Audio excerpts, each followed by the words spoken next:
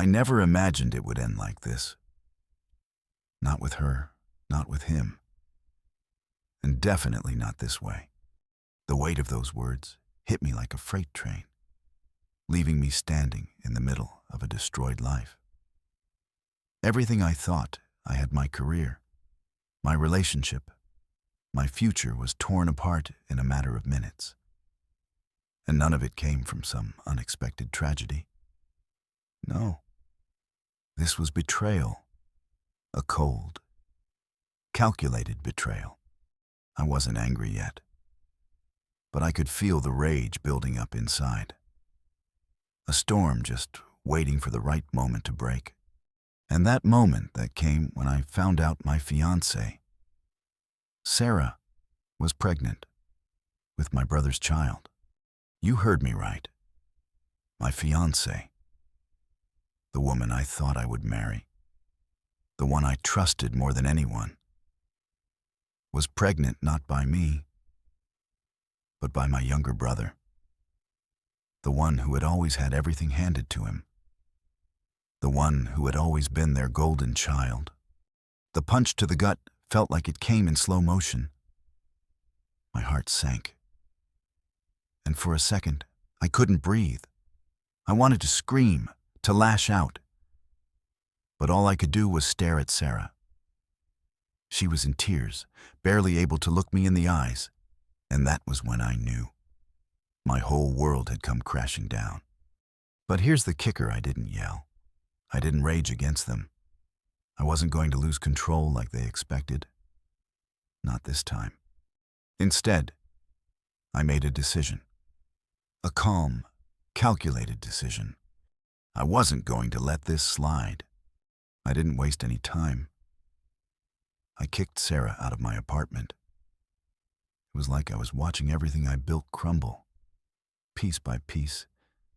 But I knew this was the only way. I couldn't let the betrayal sit in my heart. Not this time. She begged me to listen, to let her explain. But what was there to explain? She slept with my brother. The betrayal wasn't just from her, it was from him too. I kicked her out, and as she left, the finality of it all hit me. But my anger wasn't done yet. No, I had someone else to deal with. Adam, my brother. I tried calling him, but when his smug voice answered, I knew it wasn't going to be the conversation I'd hoped for. Maybe if you were a better fiancé. She wouldn't have come to me, he said. His words were like a slap across the face, and something inside me broke. I should have been able to see it coming. But I didn't. I had always been the one who had to fight for anything I wanted. Nothing was ever handed to me. Meanwhile, Adam, he never had to try. Ever. But this was beyond anything I'd imagined. It wasn't just a mistake. It was deliberate. And the more I thought about it, the angrier I got. But here's the thing. I didn't lose it. I didn't react in the way they thought I would. I didn't let my anger dictate what came next. Instead, I made a choice. I wasn't going to give them the satisfaction of seeing me break down. I wasn't going to be the guy who let his emotions control his next move. They had no idea what was coming for them, no idea that this wasn't over. I wasn't just going to get mad, I was going to get even. You won't believe how it all turned out. What I did next, it wasn't just about retribution, it was about something much deeper. But first, let me introduce myself and tell you what got me here. My name's James. I'm 32 years old. Until just a few months ago, my life was exactly where I wanted it. I had a career I was proud of, a woman I loved, and a future I'd been working toward for years. Then came the bombshell. I've got a brother, Adam, and he was always the golden child. No matter what he did, it was always my fault. I'd tried to do the right thing, But nothing was ever good enough for my parents. Adam could do no wrong. He broke things. My fault for not watching him. He skipped school. My bad for setting a bad example. And even when I got out of that house, paid my way through college, and made something of myself. Adam was always the star. I was always second place.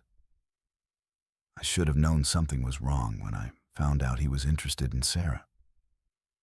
At first, I didn't think much of it. He was my brother. Why wouldn't he be happy for me? But now, looking back, I see how naive I was. And then it all fell apart. Adam, my brother, had done the unthinkable. He slept with Sarah, the woman I was going to marry. Before we get deeper into what happened, if you're hooked by this story, hit that like button and leave a comment below. And if you're new here, don't forget to subscribe for more of these stories. Trust me, you don't want to miss what's coming next. I'm not going to sugarcoat it growing up. Adam was always the favorite. Our parents, Bill and Linda, would never outright admit it. But it was obvious to anyone who was paying attention. From the moment we were kids, Adam could do no wrong. He got into trouble somehow. It was my fault. He broke something again. I was the one who wasn't paying attention. No matter what happened, I was the one who had to shoulder the blame, while Adam got away with everything. It wasn't like I was a bad kid. Far from it. I was responsible, worked hard, and did everything I could to make my parents proud. But it never mattered. Adam always came first, and I was left picking up the pieces. It's hard to explain how that feels when you're constantly overlooked. When you try your hardest, only for it to be overshadowed by someone who's never had to try at all. I'll admit, there were moments when I resented him for it, but I never let it show. Family is family, right? You put up with things, try to do your part, and hope for the best. When I left for college, things changed. For the first time in my life, I felt free. I paid my own way, worked part-time jobs to cover my bills, and actually felt like I was building something. It wasn't easy, but I was proud of the life I was making for myself. Meanwhile, Adam was still at home, but not for long. After one semester, he dropped out. My parents supported him, of course, buying him a new car and telling him to follow his dreams. And me, I was still grinding away, making sure I could afford rent, working my tail off just to keep everything afloat. But I didn't care. At least I was getting somewhere on my own. I didn't need their help. And in some weird way, I was kind of relieved to be away from the house. But it wasn't long before Adam started showing up in my life again. This time with Sarah. Sarah, God, she was everything to me. Smart, funny, beautiful, everything I'd ever wanted. We met through one of Adam's ex-girlfriends, and from the moment we started talking, it felt like we'd known each other forever. I remember thinking that this was it. She was the one. We were both on the same page, working hard for our futures, and we had dreams that lined up perfectly. No drama, no games, just two people who understood each other. Then Adam started showing interest. At first, I thought he was just being friendly. I didn't think much of it. He was my brother, after all. But as the months went on, I began to notice something strange. Whenever we were together, he'd suddenly show up asking about Sarah, about my life, about things he had no reason to be curious about. I brushed it off. After all, it wasn't like he was actually interested in her. Right? I was just being paranoid. But now, looking back, I see it all clearly. He wasn't just curious, he was playing a game, and I was too blind to see it. I asked Sarah out one night. Nothing fancy? Just a quiet evening at home? Dinner? A movie? And then the proposal. I thought it was the right time. I was ready to take that next step. She said yes. And in that moment, everything felt perfect. It felt like we had a solid future ahead of us. But then something changed. Sarah started acting differently. She was on her phone constantly, always texting someone. When I asked, she told me it was just work stuff. But something didn't sit right. She'd go out more, coming back late smelling like perfume I didn't recognize. I was busy, so I didn't make a big deal out of it at first. I trusted her. But now I see it all clearly. There were signs, red flags I ignored. And that was when it all fell apart. One night, after everything had been feeling off for weeks, she sat me down. I had no idea what she was about to say. "James, I'm pregnant," she said. At first, I didn't think much of it. I thought it was going to be a good thing. We had talked about having kids before, and I was actually excited. But then she hit me with the bombshell. "The baby isn't yours," she whispered. My heart stopped. The words didn't make sense. My mind was scrambling, trying to process what she had just said. "Who's the father?" I asked. Her eyes welled up with tears. She couldn't even look at me. And then she said it. "It's Adam. My brother. Your brother." That was it. My world shattered in that moment. My fiancée pregnant with my brother's child. The same brother who had always been their favorite. The one who could do no wrong. And now, he'd taken the one thing that mattered most to me. I didn't know what to do. I didn't even know what to say. I was numb, just staring at her, trying to process what had just been revealed. She begged me to listen, to understand. But I couldn't. I couldn't even look at her. "You need to leave," I said. It wasn't harsh, but it was final. I couldn't be around her. Not after everything. She left. And that was the moment I knew everything I thought I had. Everything I thought I could trust was gone. But Adam, I wasn't done with him. Not yet. If you're hooked on this story, give this video a thumbs up. Share your thoughts in the comments below, and hit subscribe for more. Trust me, what happens next is going to shock you. The moment Sarah left, I thought that was the end of it. I thought I could finally breathe, take some time, and figure out what the hell had just happened. But the thing about family drama is that it never just stays put. No, it has a way of following you, no matter how far you try to run from it. And trust me, I tried. I blocked Sarah's number, deleted all her texts, and tried to focus on work. But every time I looked at my phone, I was reminded of what had happened. And then, the calls started. First, it was my parents, Bill and Linda. They both left voicemails, one after the other. They didn't even care to know the whole story. They didn't care to hear my side. "James, you need to understand. Family is family, and you need to forgive him."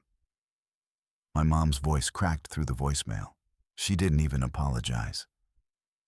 "No, I'm sorry this happened," or "what can I do to help?" Or it was all about her precious Adam, about making sure I didn't ruin the family. And then came my dad.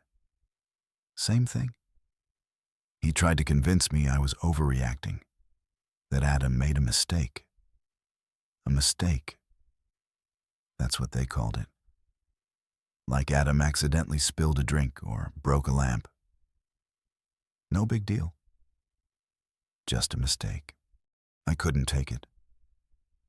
I wasn't going to listen to their excuses anymore. I didn't need them to justify what Adam had done. I knew exactly what he did. And if they couldn't see that, then maybe I didn't need them either. So, I decided to call him. I wanted to hear it from his mouth. I wanted him to explain, to apologize, to do something to make this right. But what I got was far worse than anything I could have imagined.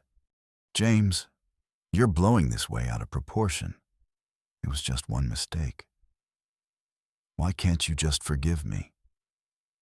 You should be happy for me, Adam said, his voice full of that same smugness I'd grown up with. I couldn't believe it. He was still acting like it didn't matter. Like this was all just some little thing that could be brushed under the rug. But it wasn't a little thing. It was everything. He had crossed the line, but Adam wasn't the only one to blame. I couldn't let Sarah off the hook either. Sure, she was the one who betrayed me. But she wasn't the only one who had taken something from me. I was the one who had been left in the dust, while they carried on with their little lives, pretending nothing had happened.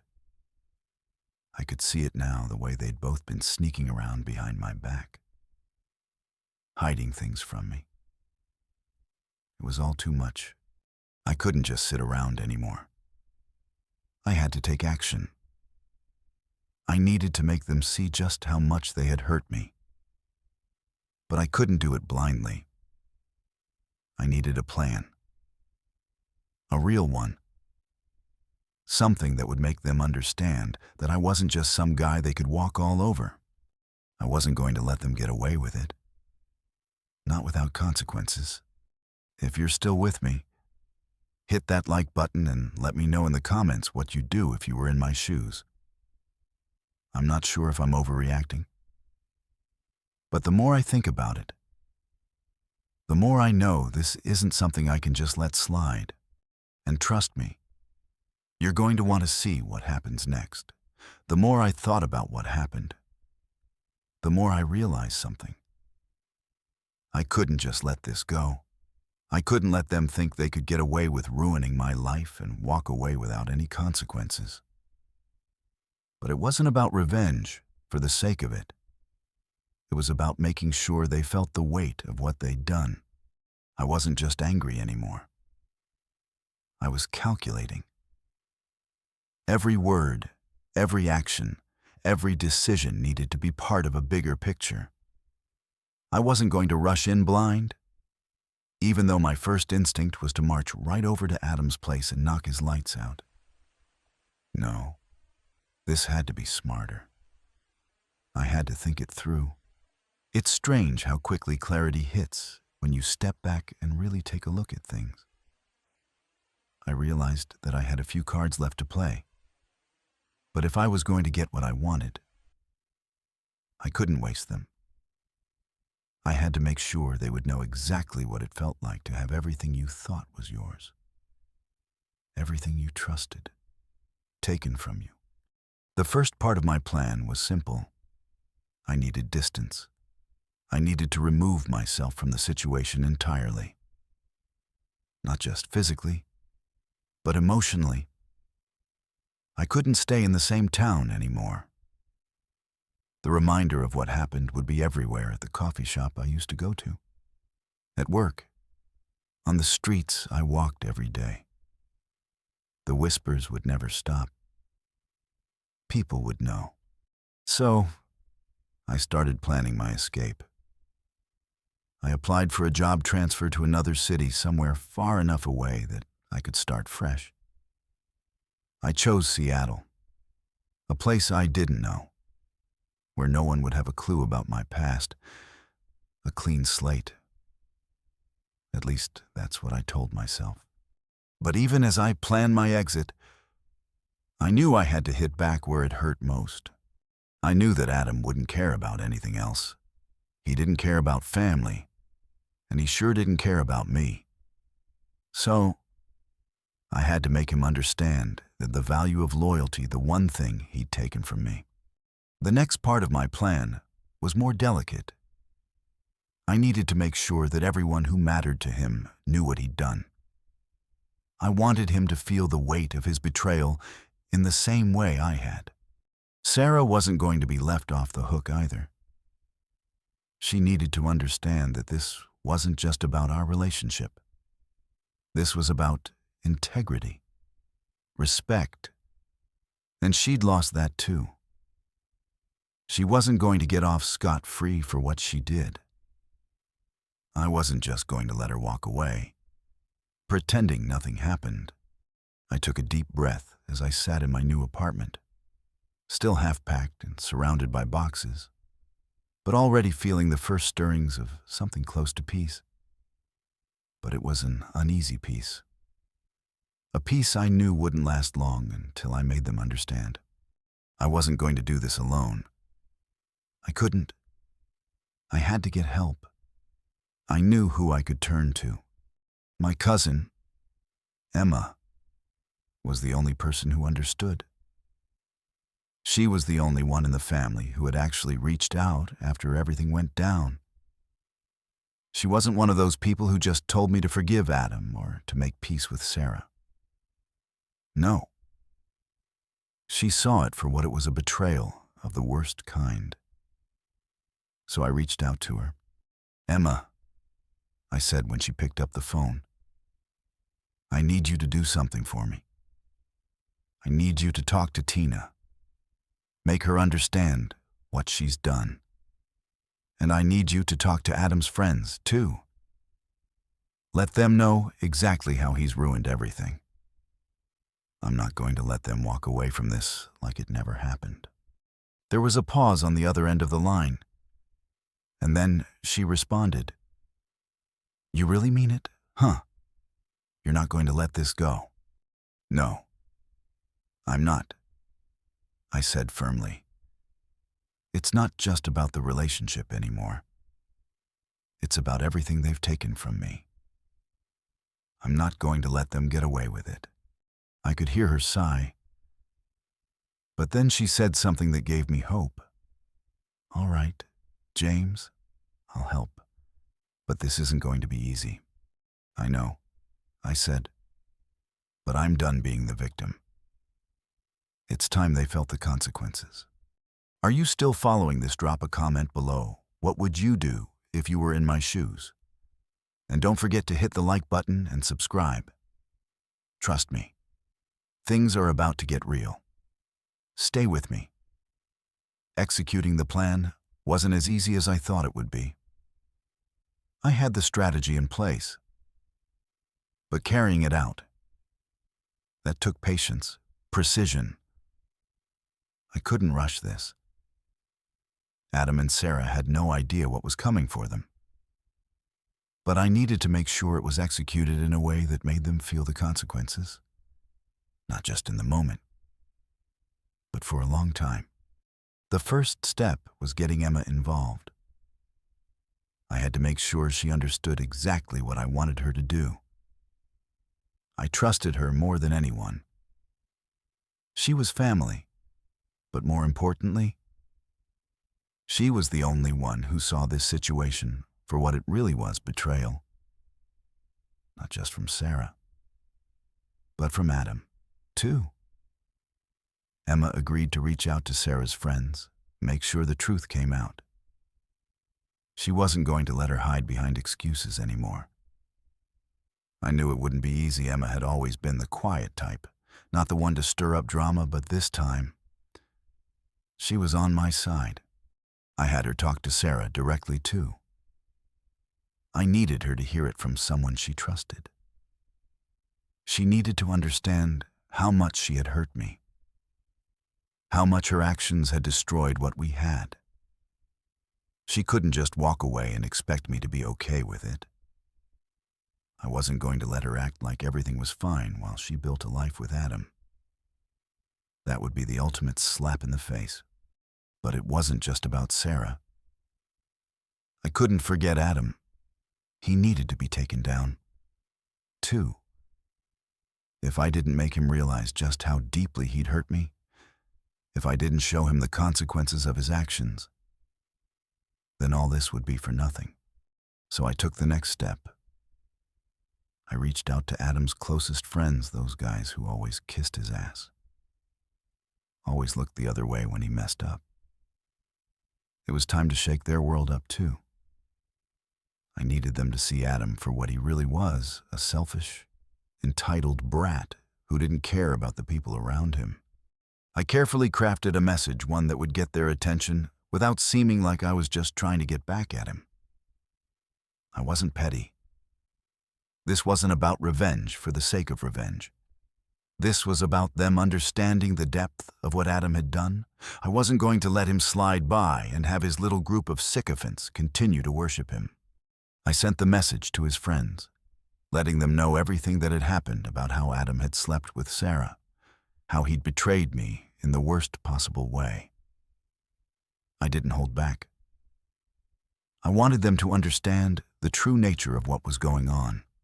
When the first responses came in, I could feel the weight of the situation settling on my shoulders. Adam's friends were shocked, but they didn't want to believe it. Of course not, they didn't want to see the ugly truth about their golden boy.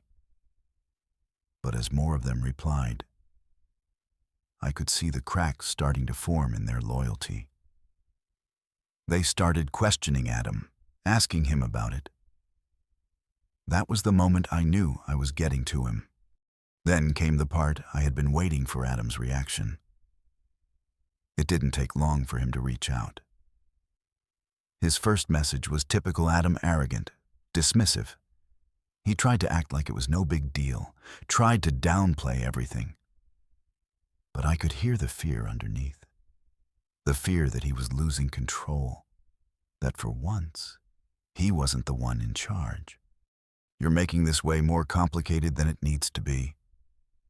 James, he said in one of his texts, just let it go. I didn't mean for it to go this far. That was when I finally snapped. I'd been calm, controlled until now.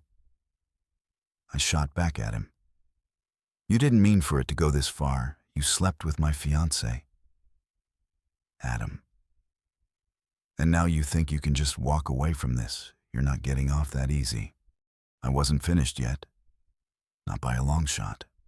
I wasn't just going to talk to him. I was going to make sure his entire life felt the impact of what he'd done. He had to understand that the world didn't revolve around him, and he couldn't just walk around trampling everyone else. But there was still one more step. I wasn't going to let Sarah think she could get away with it. I couldn't.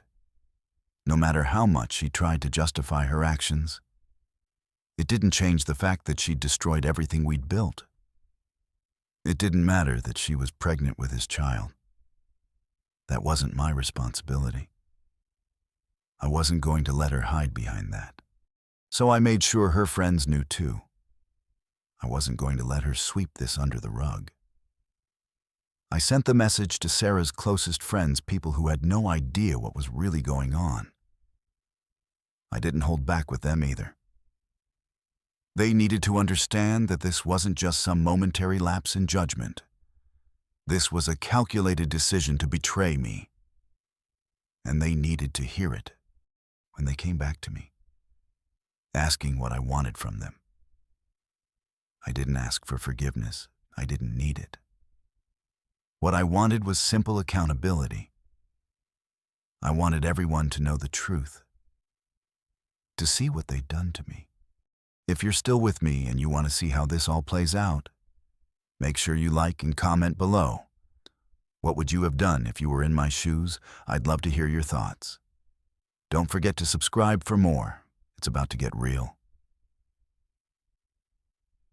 It's funny how you can think you're in control of a situation, like you've planned every move and everything's going according to the script.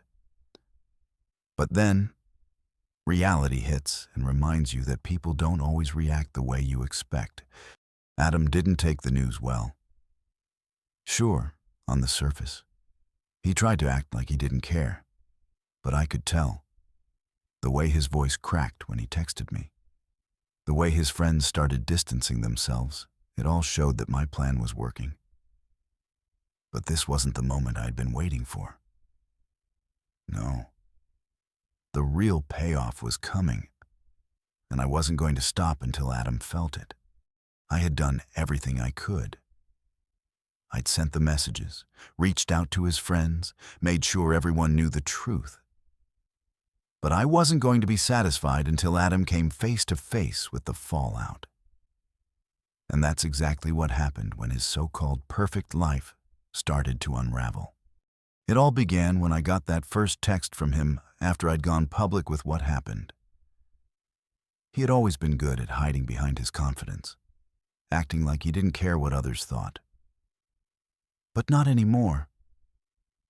This time, he was scrambling, trying to salvage whatever he could of his reputation. His response, a pathetic attempt to downplay everything. "I don't know why you're making this into such a big deal," Adam said in his message. "She was just a fling. We didn't mean to hurt you, James. It wasn't like that." I read those words over and over again, each one cutting deeper. He was still trying to act like it was no big deal, trying to justify it like it was some simple mistake. But that wasn't the worst part. The worst part was that he didn't see it. He didn't see how much damage he'd caused, how much he'd ruined, and how badly he'd betrayed me. I wasn't going to let him off the hook with that weak excuse. I had waited for this moment for too long. I needed him to understand. I needed him to see the destruction his actions had caused. So I called him. And this time, I wasn't holding back. I wasn't going to be calm. I wasn't going to let him continue to play the victim. "Adam," I said, my voice steady but cold. "This isn't just about you and me anymore. You think this is a small thing, a fling. You don't get to ruin my life and act like it's nothing. You took everything from me.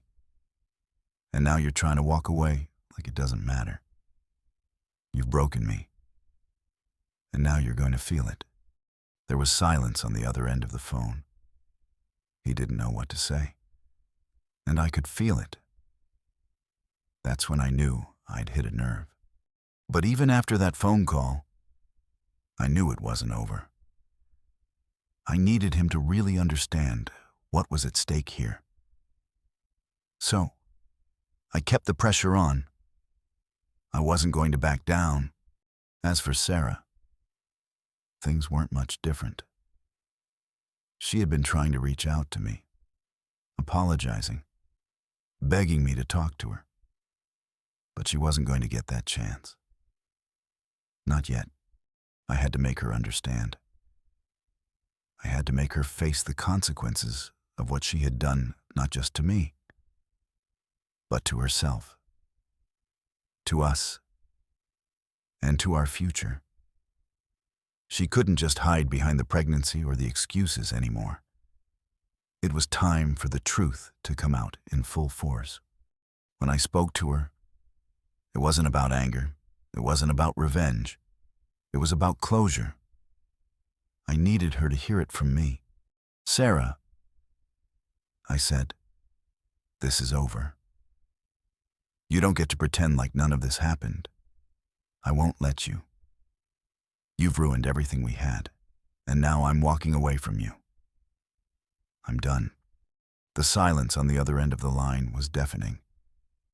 She couldn't even respond. She knew. She knew what I was saying, and there was nothing she could say to change it. The moment I hung up the phone, I felt a strange sense of peace wash over me. It wasn't a victory, not yet, but it was the first step in reclaiming my life. The weight that had been hanging over me, the anger, the pain, it was finally starting to lift. Then came the reactions I'd been waiting for. I'd heard from Adam's friends, Sarah's friends, even people I didn't know. Word had spread, and now they were all looking at him, questioning everything they thought they knew about him. And that's when I saw it, the shift. People started seeing Adam for what he really was. They stopped making excuses for him. The truth was out there now, and it wasn't just about me anymore. It was about everyone he had manipulated, everyone he had lied to. And that was when I realized something important. This wasn't just about getting back at him. It was about making sure he never had the power to hurt anyone again.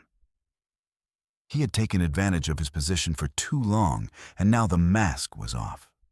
But the consequences weren't just for Adam. As his world started to fall apart, I could see it. He wasn't handling it well. The facade he'd built around himself, the perfect life he pretended to have, was starting to crumble. And that's when I realized the revenge wasn't just about pain. It was about seeing the person who had everything handed to them for once experience the truth of their actions. If you're still here, drop a like and comment below. What do you think? Did Adam get what he deserved? I'm curious to hear your thoughts. And don't forget to subscribe for the next part of this story. You won't want to miss what happens when Adam's life hits rock bottom. The dust has finally started to settle. And now that I'm looking back at everything, I can't help but realize that the consequences weren't just for Adam or Sarah. The real lesson here, the one I had to learn the hard way, was how much power we give to others, and how, when it's taken away, we're left with nothing but the wreckage. For Adam, this was more than just a personal crisis. It was a public one. His reputation, which he'd spent so long building, came crashing down in an instant.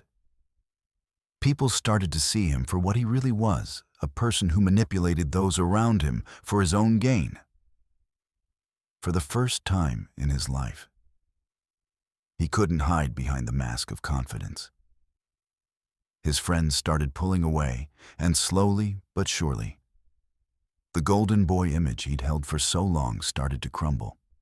He tried to salvage it, of course. He reached out, begged for forgiveness, tried to make it seem like none of it really mattered. But by that point, it was too late. I wasn't going to play along with his games anymore. And neither were the people who'd once supported him. I watched from a distance as he tried to patch things up. But every time he made a move, it just made the cracks wider. The reality was that Adam had underestimated the consequences of his actions. And that's the thing with betrayal.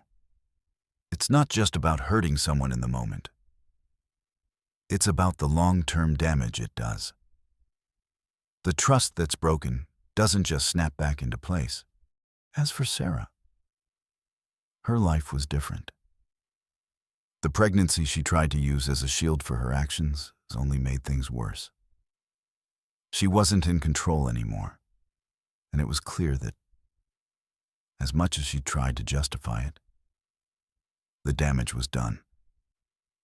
The guilt and shame from the situation had weighed on her in a way I hadn't expected.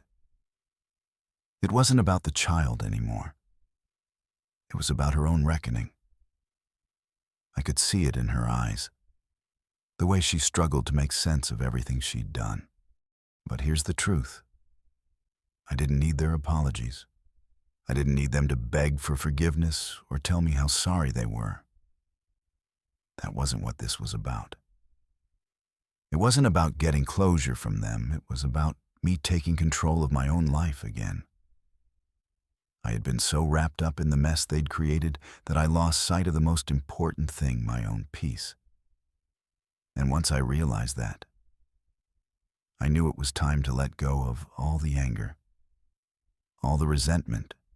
I didn't want to live in the past anymore. I didn't want to be that guy, holding on to grudges and letting my life revolve around something that had already happened. I knew that if I wanted to move forward, I had to stop letting them have that kind of power over me.